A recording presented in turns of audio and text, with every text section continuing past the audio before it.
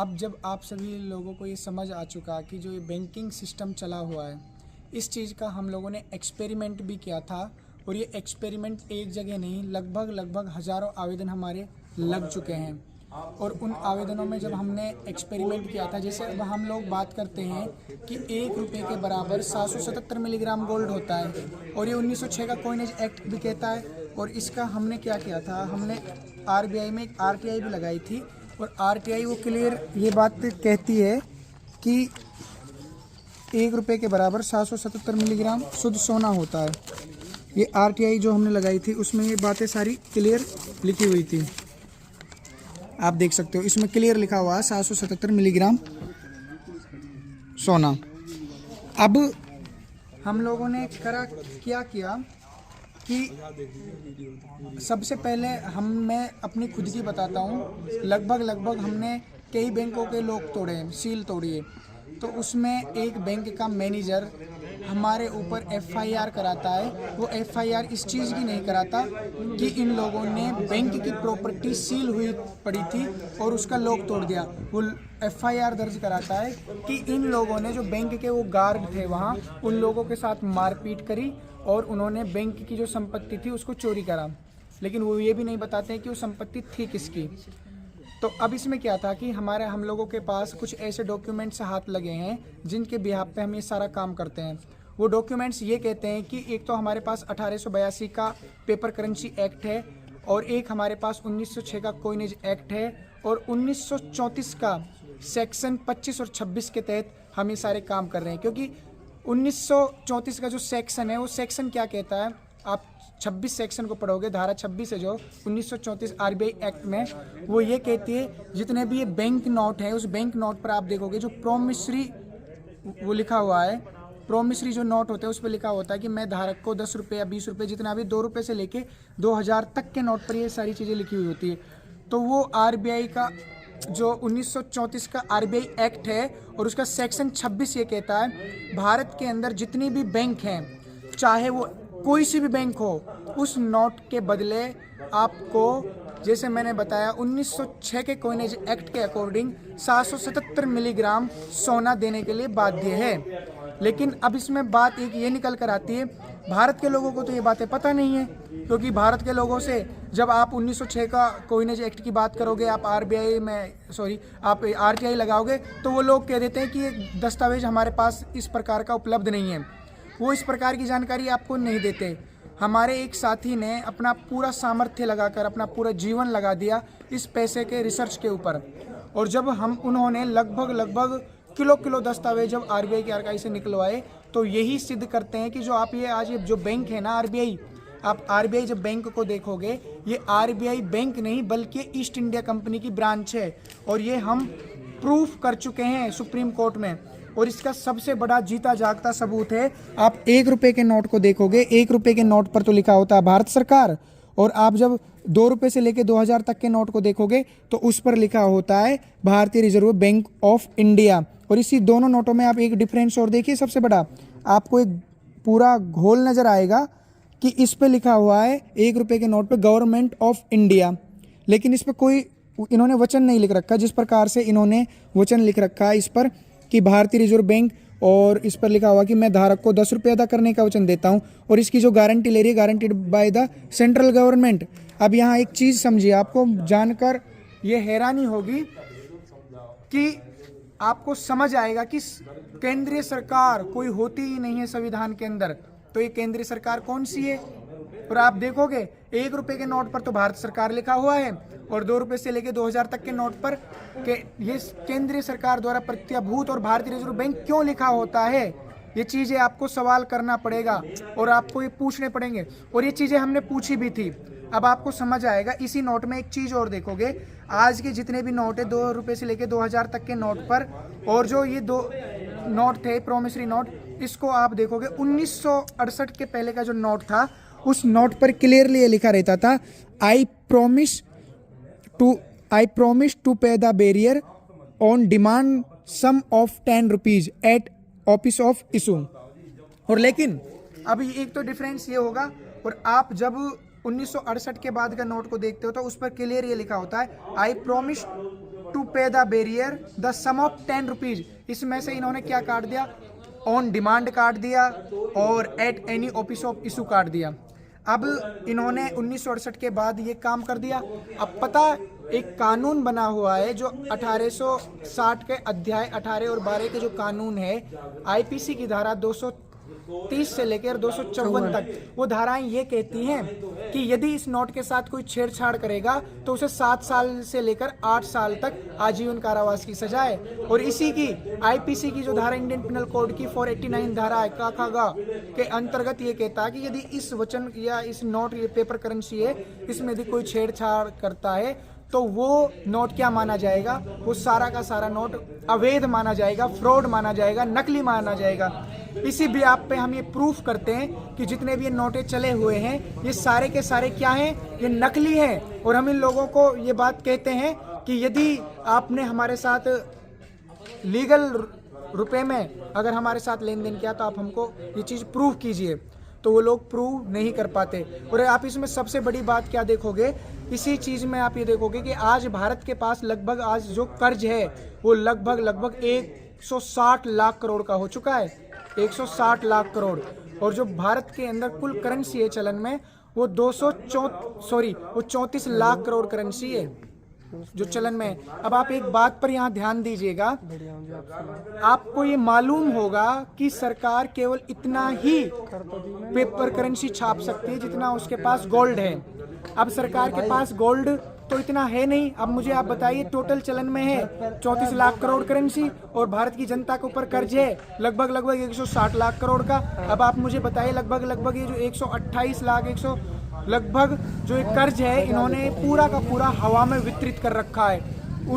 अब आप इस चीज़ का जब सबसे बड़ा आप देखोगे ना, आपको ये जानकर ये हैरानी होगी, जब आप लोग बैंक से कर्ज लेते हो, मान लीजिए बैंक है, बैंक के पास है 50 लाख रुपए और उसने मुझे लोन दे दिया 25 लाख रुपए, तो बैंक के पास जो बचना चाहिए वो बचना चाहिए 25 लाख।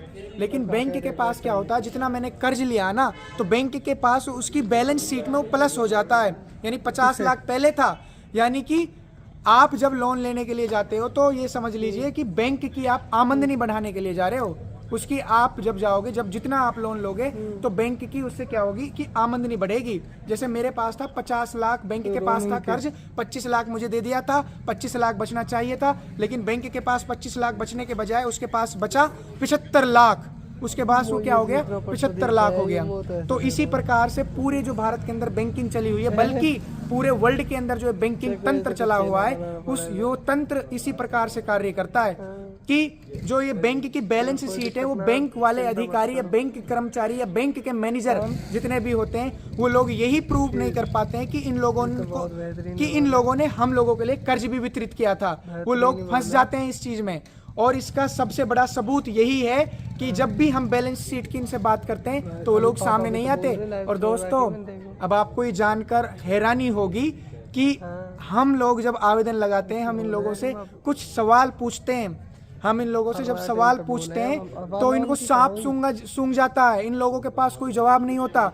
ये लोग, मैं ये कह रहा हूँ, हमने अभी तक जब भी जितने भी आवेदन लगाए हैं इन लोगों के पास उनका कोई जवाब नहीं होता। ना तो ये रिकवरी के लिए कॉल करते, ना रिकवरी के लिए आते, ना ये कहते कि आपने बैंक से लोन लिया उसको चुकता कीजिए, क्योंकि इनके पास हमारे आवेदन का कोई जवाब नहीं है। हम एक ही बात कहते हैं कि भाई साहब, आपने अगर हमारे साथ लीगली रूप में अगर कार्यवाही अगर लोन दिया है तो आप हमारे आवेदन का जवाब दीजिए।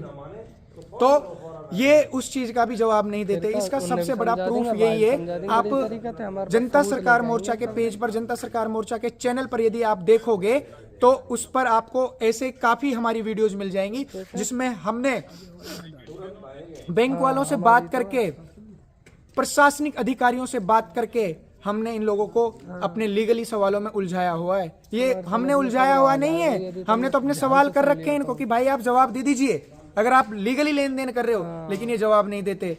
अब आप इनका ये षड्यंत्र देखिए, जिन वैश्विक षड्यंत्रकारियों की हम बात करते हैं ना, इस पूरी दुनिया का जो बैंकिंग सिस्टम चला हुआ जिसका मालिक है वो रोथचाइल्ड। आज उस रोथचाइल्ड परिवार की जो वो व्यक्ति है कि जिन लोगों के हाथ में पूरा आप देख सकते हो पूरा का पूरा क्लाइमेट को वो अपने तरीके से हैंडल कर सकते हैं। वो जब चाहे हार्ट अटैक के माध्यम से भूकंप ला सकते हैं, वो जब चाहे हार्ट अटैक के माध्यम से जितनी चाहे बरसात करा सकते हैं, वो जब चाहे वो जो करा सकते हैं। तो वो ही व्यक्ति इस बैंक की, उसी जिन फैमिली की हम बात करते हैं कि इस पूरी दुनिया को, पूरे वर्ल्ड लेवल पर ऐसी फैमिली हैं, 13 फैमिलीज हैं जो इस पूरी दुनिया को चलाते हैं।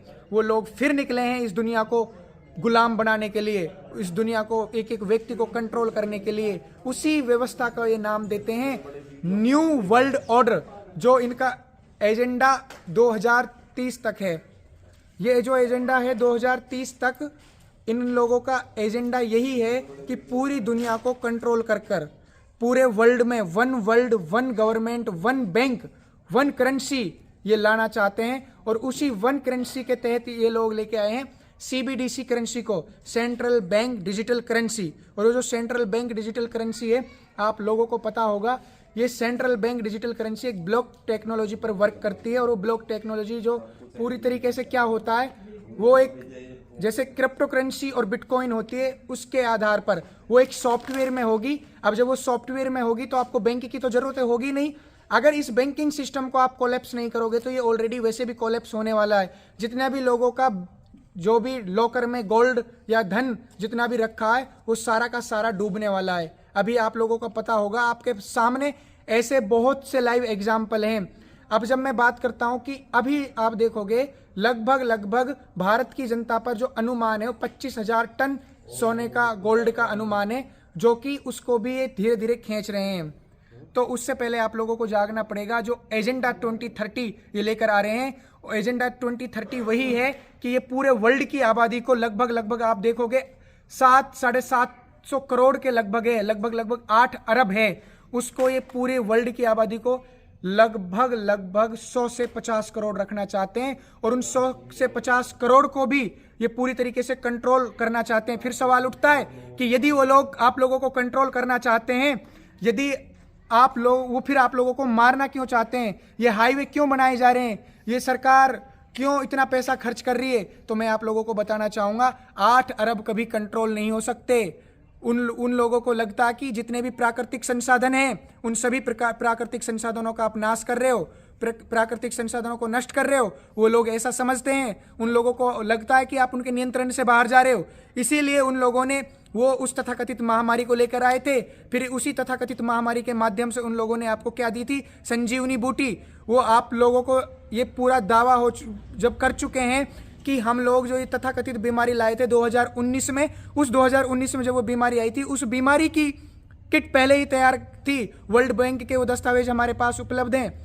अगर उस समय वो बीमारी थी तो उस बीमारी को हम चैलेंज करते हैं कि दुनिया का कोई भी साइंटिस्ट आ जाए, उस बीमारी को वो बताए, वो साबित करे, हम मुंह मांगे उसको इनाम देंगे। जब वो बीमारी ही फ्रॉड थी तो फिर ये उस जो आपके शरीर में वो जहर डाला गया, उस जहर को क्यों लेकर आए? अगर वो बीमारी उस जहर से खत्म हो रही थी तो फिर इन लोगों ने एक सामाजिक दूरी का नाम ये लेते हैं, जिसे आप कहते हो सोशल डिस्टेंसिंग। फिर सोशल डिस्टेंसिंग की क्या जरूरत थी? यदि उस महामारी वो सारी जो आई थी, वो महामारी अगर सोशल डिस्टेंसिंग से जो खत्म हो रही थी तो फिर इन लोगों ने आप लोगों को घरों में क्यों कैद किया था? यदि वो वास्तव में बीमारी थी, अगर घरों में कैद करने से खत्म हो रही थी, तो उन लोगों ने आप लोगों के ऊपर, आप जब ऑक्सीजन ले रहे थे तो आप लोगों को कपड़ा, जिसको आप बोलते हो, मैं नाम लूंगा तो ये वीडियो उड़ा दी जाएगी, वो क्यों लगवाया? आप ये सारे इन चीज़ों को, ये डॉट से जितने भी इनको कनेक्ट कीजिए, आपको समझ आएगा कि ये किस एजेंडे के तहत चले हुए हैं। अभी आपको लगता है कि जो इन्होंने चंद्रयान भेजा था वो पूरा का पूरा फ्रॉड था। अभी ये लोग, अभी आपको पता चल गया होगा, ये बात हम शुरुआत से ही कह रहे थे कि कुछ दिन बाद खबर आएगी, कनेक्शन टूट चुका है, वो खबर भी आ चुकी है। अभी आप लोगों को पता होगा, न्यूज़ चैनलों पर आपने देखा होगा कि उन लोगों ने ये कहा था कि कुछ ऐसे लोग हमें मिले हैं, एलियन, कि वो धरती पर आकर अटैक करने की तैयारियां कर रहे हैं। फिर ये लोग कहेंगे कि धरती पर अटैक होने वाला है, इसीलिए हमें पूरी सरकार, जो पूरे वर्ल्ड की सरकार है, उन सबको एक हो जाना चाहिए। इसीलिए उस एजेंडा 2030 में आपने देखा होगा वन वर्ल्ड वन गवर्नमेंट, इसीलिए वो इस तरीके से अभी ये लोग आपका एलियंस का भी अटैक दिखाएंगे। अभी आपको अभी क्लाइमेट के नाम पर भी ये डराएंगे, और अभी इन्होंने पूरा माहौल क्रिएट कर रखा है क्लाइमेट के नाम पर। आप देखोगे ये पयाली का नाम देते हैं, ये लोग देते हैं कि पटाखों से प्रदूषण हुआ है, ये झूठ बोलते हैं। हार्प टेक्नोलॉजी के माध्यम से ये आप लोगों को ये केमिकल छिड़क रहे हैं, और आप जितना भी आपको केमिकल ये धुंध नजर आ रहा है, ये सारा का सारा ये हार्प टेक्नोलॉजी के माध्यम से, और ये जो एरोप्लेन जितनी भी गुजरती है दिन में आप देखोगे ये सारा का सारा केमट्रेल के माध्यम से आपको केमिकल छिड़का जा रहा है आप लोगों को बीमार करने के लिए। भाई साहब, आप अगर इन षड्यंत्रों को समझ लोगे तो आपका दिमाग भन्या जाएगा। इसीलिए अब जब इन लोगों को ये लगा कि अब भारत के लोग जाग रहे हैं, तो इन लोगों ने एक इमरजेंसी में एक बैठक बुलाई जिसको आप G20 कहते हो। उस G20 में इन लोगों ने क्या किया, इस G20 में इन लोगों ने अपना अलग अलग नीतियां बनाई कि किस प्रकार से काम करना है। आपने न्यूज चैनल देखे होंगे तो उसमें नरेंद्र मोदी भी यही कहता है अपने मोतीलाल कि हम नया वर्ल्ड, नई विश्व व्यवस्था को बनाने में कार्यरत हैं। और जिस न्यू वर्ल्ड ऑर्डर की वो बात करता है, जिस नई विश्व व्यवस्था की आप बात करता है, कोई भी राजनीतिक पार्टी, कोई भी पक्ष विपक्ष, कोई भी संगठन के लोग क्यों नहीं पूछते कि वो नई विश्व व्यवस्था क्या है। अपने लाल किले की प्राचीर से और संसद में कई बार जिक्र कर चुका है, और ये लाइव आकर भी कई बार बात कर चुका है इस नई विश्व व्यवस्था की। कोई भी राजनीतिक पार्टी क्यों इस बात को नहीं उठाते कि नई विश्व व्यवस्था क्या है, क्योंकि आपको समझ आएगा। क्योंकि ये जो नई विश्व व्यवस्था है इसमें जितनी भी सरकारें हैं वो सारी की सारी सरकारें मिली हुई हैं, और ये वही उन्हीं लोगों के अकॉर्डिंग ये काम करती हैं जो तेरे फैमिली की मैं बात कर रहा था। ये लोग इतने खतरनाक हैं, यदि इनके खिलाफ कोई जाने का प्रयास भी करता है तो उसका वही हश्र होता है जिस प्रकार से भगत सिंह का हुआ था, चंद्रशेखर आजाद का हुआ था, राम प्रसाद बिस्मिल का हुआ था, और आज़ादी के 76 साल बाद राजीव दीक्षित जी का हुआ था, और आज़ादी के बाद लाल बहादुर शास्त्री जी का हुआ था। और वही लोगों ने जब ये जो मैंने खेल आपको बताया, ये वैश्विक षड्यंत्र जो मैंने आपको बताया, ये बैंकिंग फ्रॉड जब मैंने आपको बताया, इस जब बैंकिंग फ्रॉड को नेताजी सुभाष चंद्र बोस जान चुके थे, तो रानी एलिजाबेथ जो प्रथम थी वो अध्यादेश जारी करती है कि हमें नेताजी जिंदे या मुर्दा चाहिए, क्योंकि वो जान चुके थे इस बैंकिंग पूरे फ्रॉड को। इसीलिए उन्होंने बनाई थी आज़ाद हिंद फौज, आज़ाद हिंद करेंसी, क्योंकि वो बखूबी जान चुके थे इन वैश्विक षड्यंत्रकारी जो चोर हैं, ये आज इनने जो ये, क्योंकि वो उस समय आज भी जो उनकी फाइलें हैं वो दबी हुई हैं, जो काफ़ी चीज़ें ये प्रूव करती है, सरकार उनको कभी सामने नहीं लाती उन फाइलों को, क्योंकि उनमें ये सारी बातें लिखी हुई है। ऐसे बहुत से क्रांतिकारी साथी आए थे जिनको उन्होंने गुमनामी की मृत्यु दे दी, किसी का यही नहीं पता चला कि उन्होंने कहाँ उसे गायब कर दिया, क्योंकि इन लोगों के पास दो ही होते हैं, या तो इन लोगों के साथ आप इनके अकॉर्डिंग मिल जाओ या फिर आप मौत को स्वीकार कर लो। अगर आप मौत को स्वीकार नहीं करोगे तो आप इसी क्रांति की लड़ाई में, इसी क्रांति के जो रास्ते में आप शहीद हो जाओगे, उसी भगत सिंह की भांति। तो अब ये आज़ादी के 76 साल बाद भी अभी जब इन लोगों का ये फ्रॉड चला हुआ है, तो इस फ्रॉड से लड़ेगा कौन, कौन समझेगा इन बातों को। इसीलिए आप लोगों को निकलना पड़ेगा, आप उन लोगों को लड़ना पड़ेगा, आप लोगों को जागना पड़ेगा, समाज के हर उस वर्ग को जगाना पड़ेगा, और इन वैश्विक दलालों को, इस वैश्विक षड्यंत्रकारियों के बारे में आपको बताना पड़ेगा कि ये जो वैश्विक षड्यंत्रकारी है ये आप लोगों को फिर से गुलाम बनाने के लिए चले हैं। और आज भी उसी पॉप के माध्यम से जो अध्यादेश जारी हुआ था 1492 में पेपल बुल, उसी प्रकार से आज भी अध्यादेश जारी करते हैं आपकी संस्कृति को तोड़ने के लिए, आपके समाज को तोड़ने के लिए, आपको नियंत्रित करने के लिए, आपके बच्चों को बर्बाद करने के लिए, आपकी नस्ल को बर्बाद करने के लिए, आपकी कृषि को, फसल को बर्बाद करने के लिए इन लोगों ने आज भी 76 साल बाद इनके जो ये षड्यंत्र हैं ये अनवरत उसी प्रकार से चल रहे हैं।